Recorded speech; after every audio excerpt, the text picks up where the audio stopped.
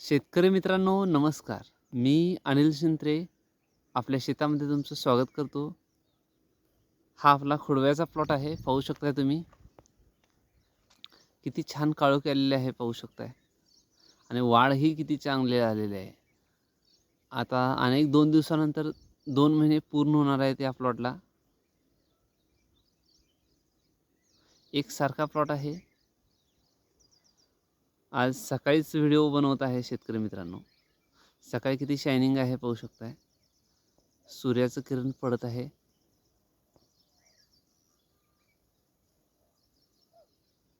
सगळ्यांना good morning. हे पहा, आम्ही ठिबक केलेलं आहे नेटाफेमचं. नवीन पाईप आहे. त्याच्यावर असं लागवडीचं जे पोती आहेत आपल्या, त्या पोतीचं असं पट्टी तयार करून ती पाईप तापू नये, खराब होऊ नये म्हणून डायरेक्ट सनलाईट पडल्यामुळं, सूर्यप्रकाश पडल्यामुळं पाईप खराब होते शेतकरी मित्रांनो 4 वर्षातच. आता असं तुम्ही हे केलं तर 8-10 वर्ष आरामात जाते. परत बदलायची गरज लागत नाही. आता हे पाहू शकता तुम्ही, सगळीकडे एकसारखा प्लॉट आहे. शायनिंग सगळीकडे एकसारखं आहे. काळोखी एकसारखी आहे.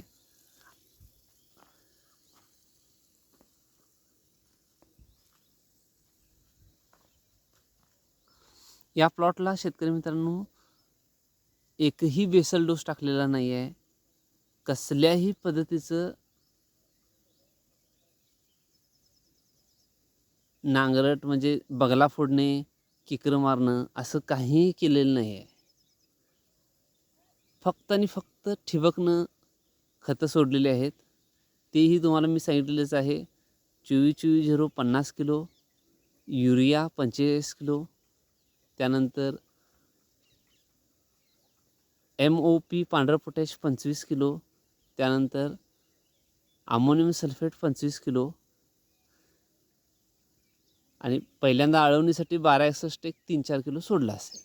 एवढंच. त्यानंतर बाकी काहीही केलेलं नाही आहे. फक्त नॅचरल ऊस आलेला आहे.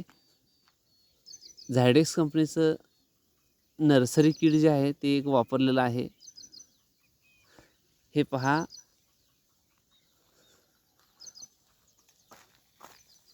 जसा पाला आहे तसं ठेवलेलं आहे. यात काहीही बदल केलेला नाही आहे शेतकरी मित्रांनो. ऊसाच्या बगला फोडणं म्हणजे त्याचं स्पीड कमी करणं.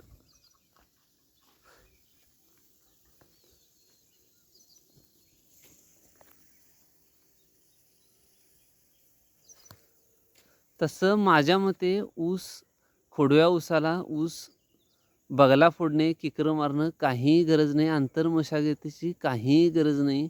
तुम्ही जर आंतरमशागत केलात तर तुमच्या ऊसाचं जे स्पीड आहे ते स्पीड कमी होतं. कारण मुळं तोडलात तर मुळं परत रिकवर व्हायला जवळजवळ 15 दिवस जातात आणि तिथून पुढं वाढ परत चालू होते.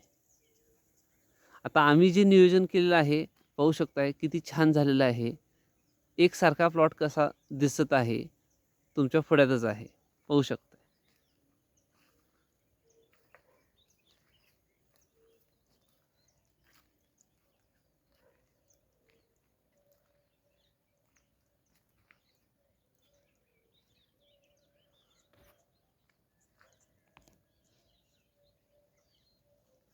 शेतकरी मित्रांनो, तुम्हीही अशा पद्धतीनं नियोजन करा, जेणेकरून आपल्याला कमीत कमी उत्पादन खर्च आणि जास्तीत जास्त उत्पादन मिळालं पाहिजे.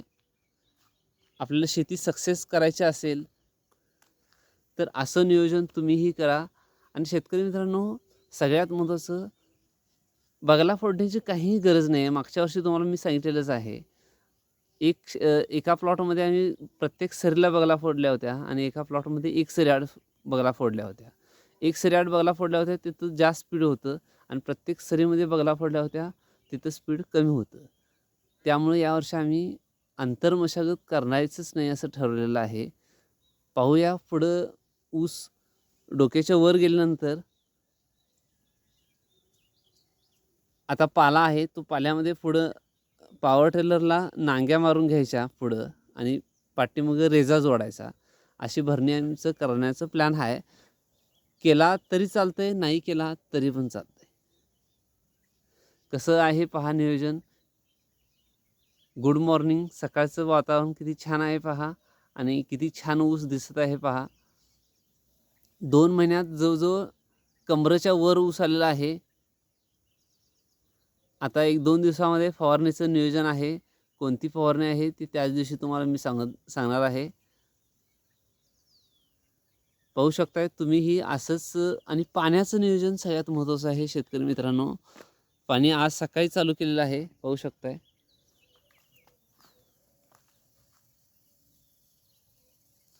आणि तणाचं नियोजन म्हटलात तर 2 वेळेला खुरपण झालेली आहे.